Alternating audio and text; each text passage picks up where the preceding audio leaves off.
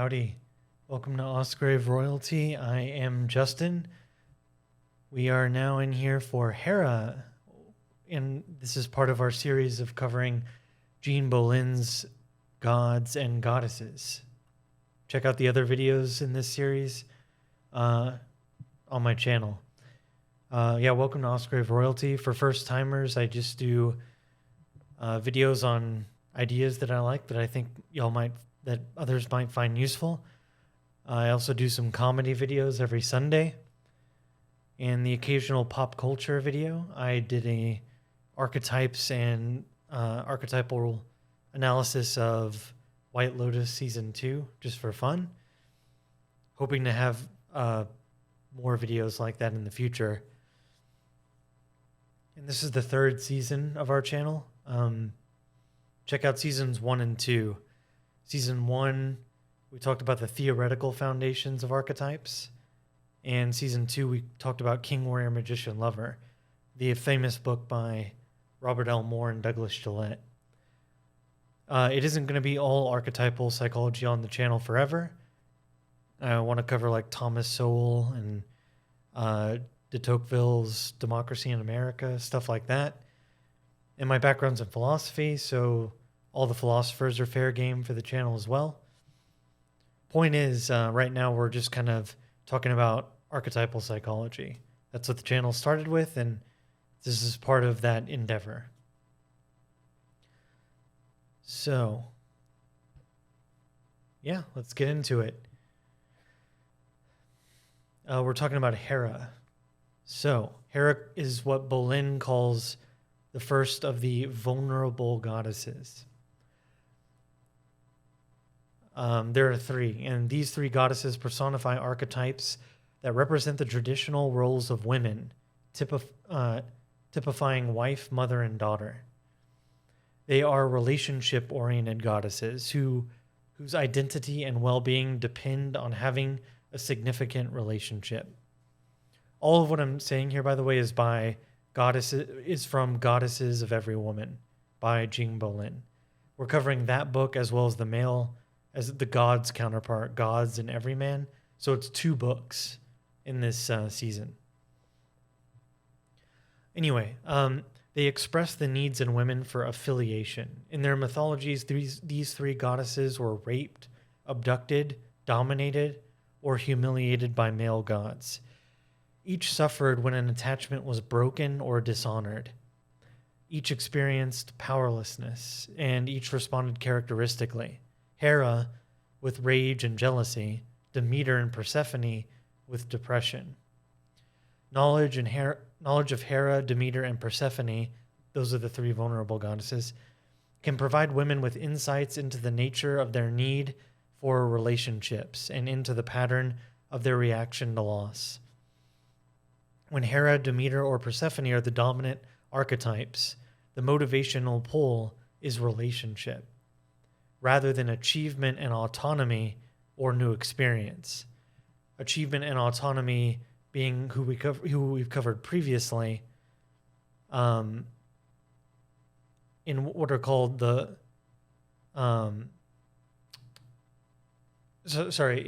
Artemis, Athena, and Hestia, the virgin goddesses. And check them out so while they were about living by their own standards, going after what they want, achieving, and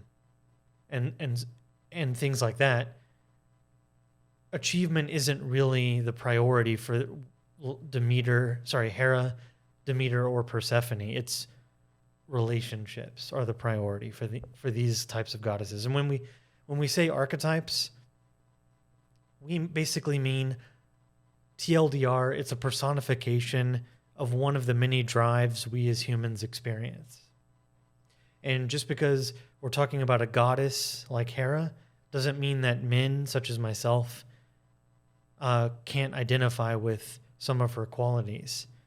Vice versa, when we talk about the gods, women who are in their feminine should be able to also identify with possibly some of the masculine qualities. We all have masculine and feminine. So Again, they are motivated by the rewards of friendship, approval, love, attention, and by the need, uh, to mate, to nurture. Yeah. So, for these women, fulfilling traditional women's roles can be personally meaningful. Stately, regal, beautiful Hera, whom Romans knew as Juno, was goddess of marriage. She was the consort of Zeus, the supreme god of the Olympians, who ruled over the heavens and earth. In Greek mythology, Hera had two contrasting aspects. She was solemnly revered and worshipped in rituals as a powerful goddess of marriage, and was denigrated by Homer as a vindictive, quarrelsome, jealous shrew. In the book, she has invocations for each of the goddesses that help channel what they epitomize. For Hera, it's Hera, help me to make a commitment and be faithful. Hera, the archetype. Hera, as a goddess of marriage, was revealed and reviled, honored and humiliated. She, more than any other goddess, has markedly positive and negative attributes. The same is true for the archetype, basically the impulse within us that resembles Hera.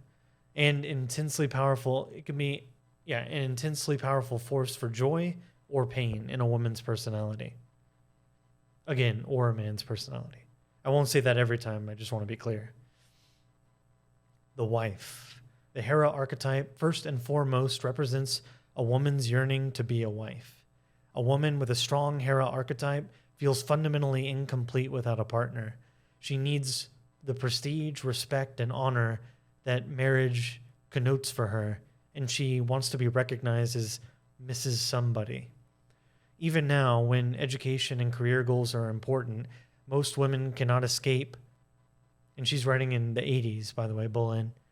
So when she says now, and it's probably way more pronounced now in 2023 than when she was writing.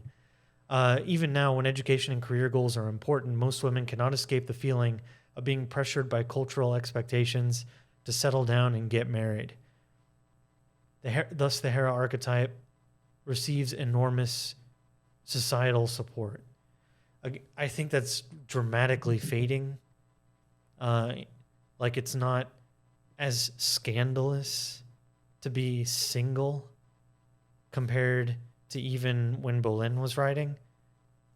Correct me if I'm wrong, but I think I hear a lot of strong and independent, boss babe, all that stuff. That's like at the forefront now. Actually, it's strange. It's almost like there's a lot of pressure not to be married, because to be married is to tie yourself to a man, and men are kind of toxic these days. So I don't know. Maybe I'm confused. Let me know in the comments below. Capacity for commitment.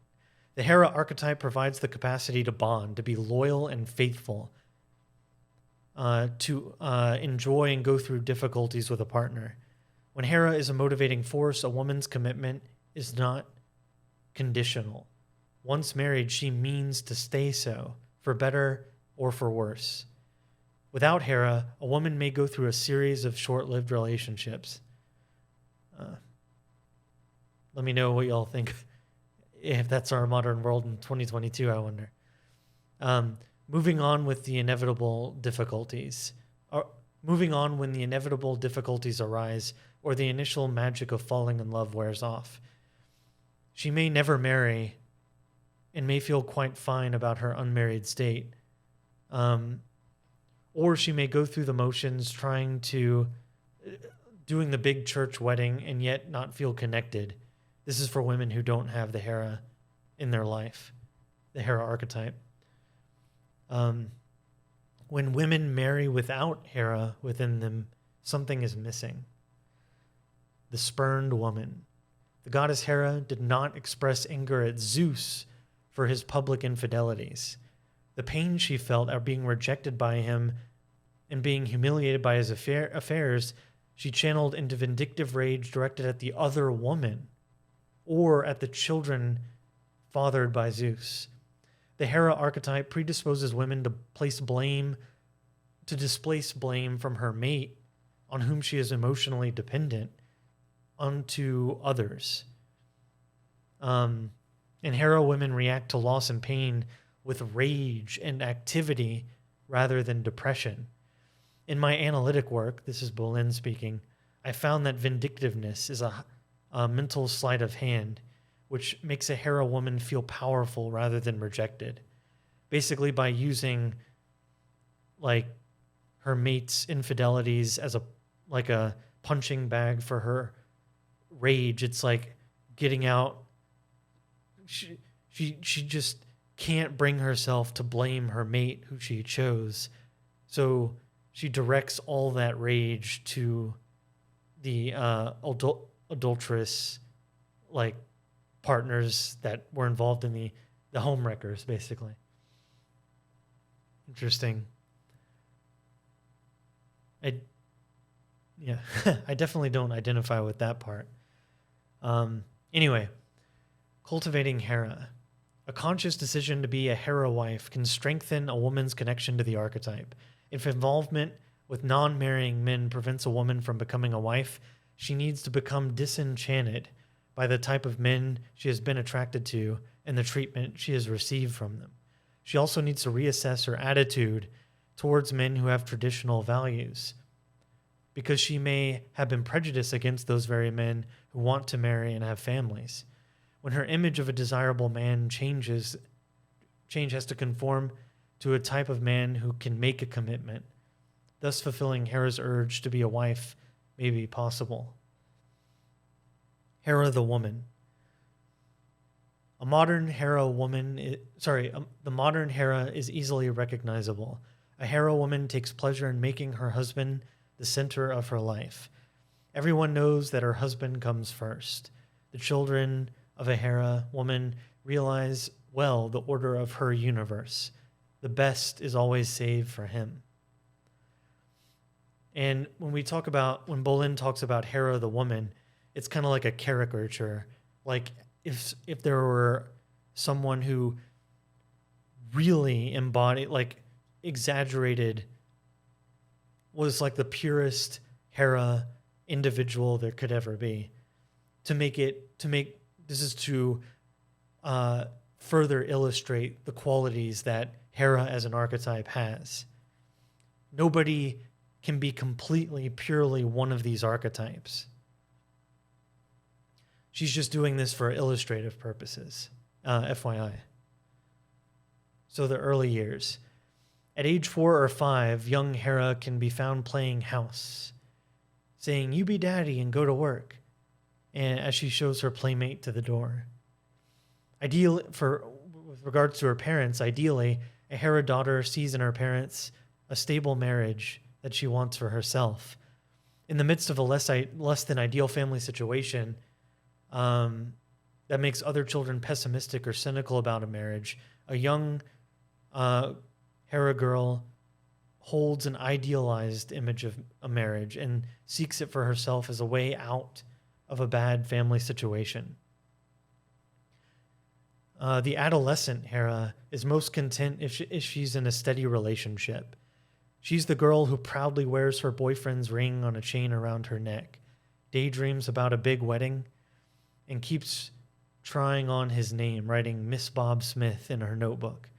Having a steady feels crucially important to her. She seeks to be coupled with a high-status young man and yearns for the emotional security she derives from the relationship. But most high school romances break up, and the ending of this first serious relationship is usually also the first serious emotional wound for a young Hera woman. Hera looks at college as the time and place to find a mate. They say, like, earn her MRS degree, right? If she is bright and capable, she often does well in college, only to disappoint teachers who assumed that she took her ability seriously. For a Hera woman, education is not important in itself. It may be only part of her expected social background. meaning like she may be extremely capable, but her priority isn't being capable in some area of study. Rather, it's to find a mate, basically. Relationships with other women. Hera woman doesn't usually place much importance on friendship with other women, and generally does not have a best friend. She prefers being with her husband and doing things with him. If she does have a close and enduring relationship with a woman, other goddesses are responsible, meaning other goddesses that are activated with, like I said, nobody's just one god or goddess. What Bolen consistently advocates is cultivating multiple gods and goddesses so that you can have a richer existence. Once in a steady relationship, she has little time for her single woman friends and usually drops them. A Hera woman naturally maintains a social custom common among certain women of canceling previously made plans to see women friends if she is asked out by a man. Once she is married, this arrangement extends to canceling friendships with women. A married Hera woman relates to other married women as half of a couple. Relationships with men. A Hera woman is attracted to a competent, successful man, a definition that usually depends on her social class and family. Starving artists, sensitive poets, and geniuses are not for her. All Hera women are not intrigued by men who suffer for their art or political principles. Many Hera women are handicapped because they have difficulty in accessing the underlying character or in realizing patterns in behavior. When sizing up people, such women perceive surfaces rather than possibilities. I've been through the manosphere. I have a video about that. And this, there's an expression. It's a little cynical. To the extent that I agree with it, is not important for this particular moment. I'm just saying it because this is what it reminds me of. But there's an expression in the manosphere that women don't care about men's struggles. They don't care about your struggle. They just wait at the finish line and pick the winners. They don't see potential. They just want the best, and that's it. They don't care what you're going through. And that's what that reminds me of. The starving artists, sensitive poets, people who suffer for their art or principles or whatever, they don't care about any of that. Are they a successful man? Yes or no? That's all I care about. There's a archetype kind of in the manosphere called the high value man. This seems like that kind of woman who wants the man with status and prestige, and like Bolen just said, she wants to be Mrs. Somebody, right? She doesn't care about a good man. She wants a prestigious man, a man who'll, she cares about appearances, just like Zeus and Apollo, who we've talked about previously. Sexuality. A Hera woman assumes that sexuality and marriage go together. Thus, she may have stayed virginal until she was engaged or married. And experience before marriage, she depends on her husband to arouse her sexually. If he does not, she will nonetheless regularly have intercourse as part of her deeply felt role of wife. The idea of dutiful sex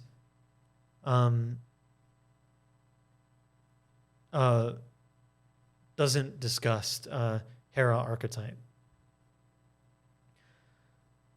Children. A Hera woman usually has children because this function is part of the role of being a wife. She will not have much maternal instinct, however, unless Demeter, who we'll get to later, is also an important archetype. Nor will she enjoy doing things with her children unless Artemis or Athena are also present. Those are concerned with being with achievement and exercising their potential.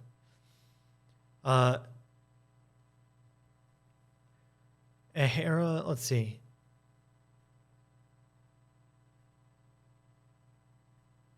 Just reviewing my notes here. Even if she is a full-time wife and mother and is physically very much present in their lives, they will feel a lack of closeness and will sense some kind of emotional abandonment. When a Hera woman must decide between her husband or her children, she will usually sacrifice the children's best interests in order to keep her husband. Yikes. Psychological difficulties. Hera is an undeniable influence in many women's lives.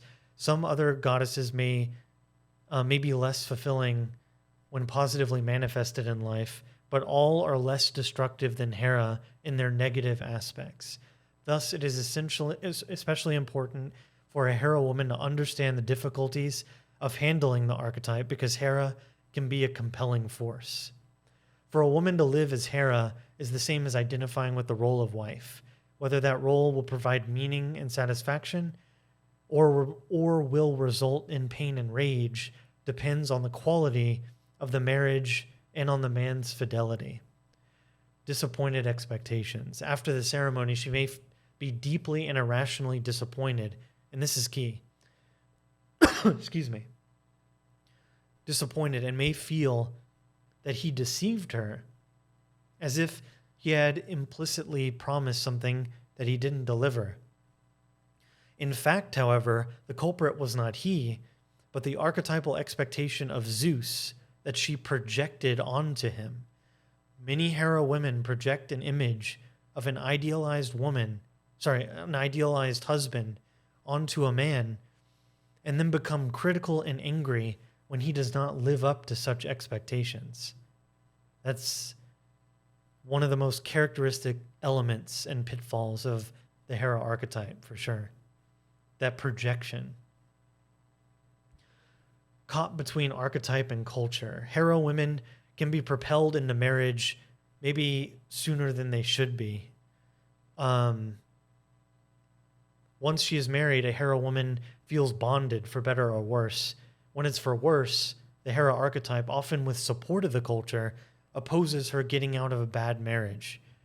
Religious beliefs and family expectations can conspire to keep a woman bonded to an alcoholic or to a wife beater. Although, again, I think like times have changed dramatically, even since the 80s. If men sneeze the wrong way these days, there's no fault divorce, and divorce is celebrated, and it's a new start, and it's kind of, I think 80% of women initiate the divorce, and that percent is even higher among college-educated women.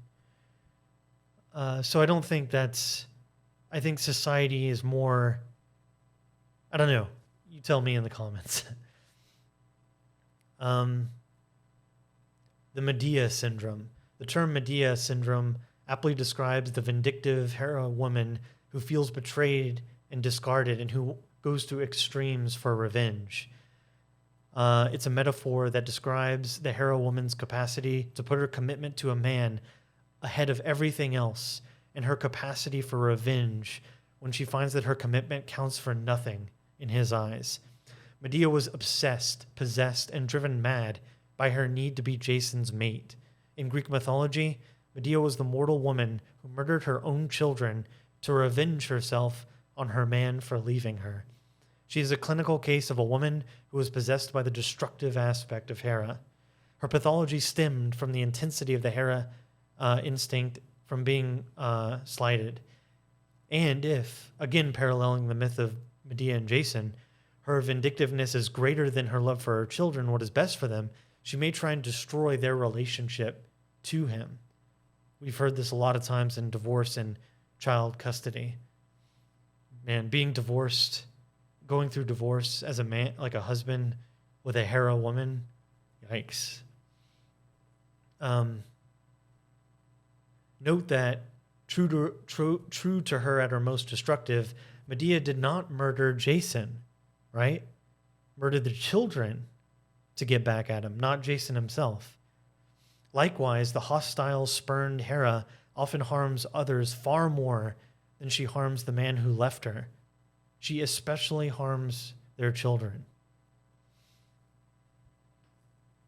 So last note from Bolen, and then I'll get into some of my reactions and whether I identify with Hera much at all.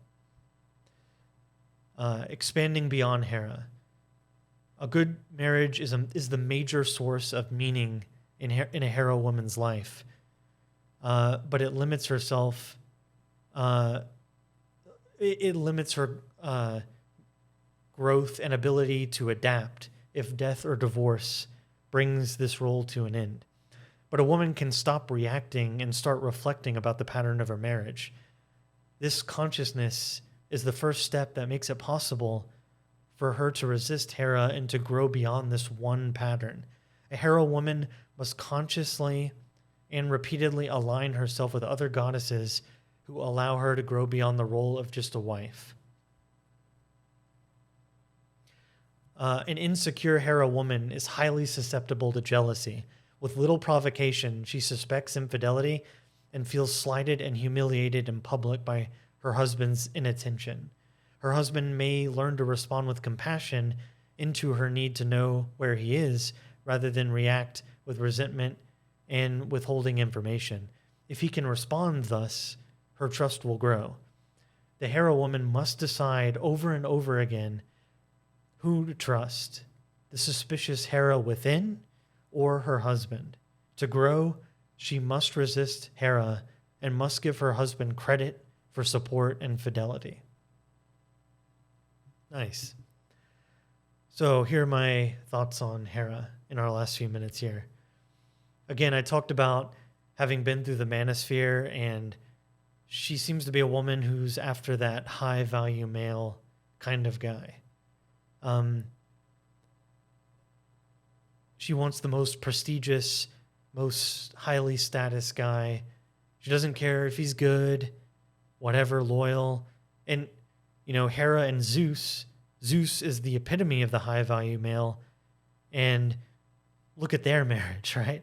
So it's kind of a tragedy that she's not prepared for what awaits her, kind of.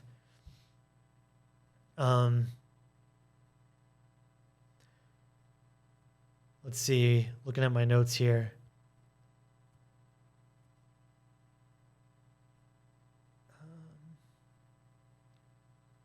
Yeah, I'd be surprised if I ever encounter a woman like this, much less date one. Being more of like, I'm highly individualistic, so when I think the thought of being part of the mainstream and being part of the like prestige and power and rising in the corporate ladder and being a man of like that other powerful men, and we smoke cigars and have like groomed beards and we have yachts and stuff. That stuff means nothing to me unless it was built upon my own radically subjective goals.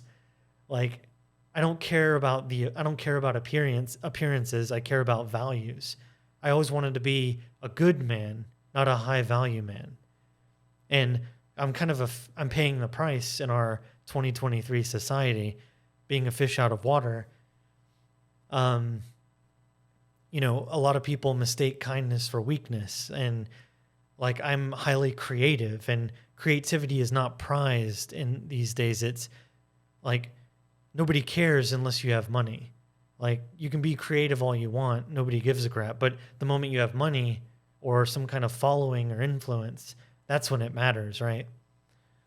So yeah, this sort of woman or these qualities would kind of rub against me the wrong way.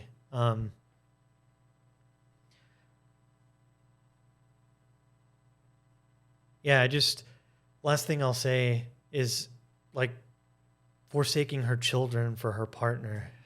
That's cold. Anyway, hope you all enjoyed it. Let me know what y'all think in the comments below. These are to serve as introductions. Go read the book, and I'll see y'all in the next one. Bye-bye.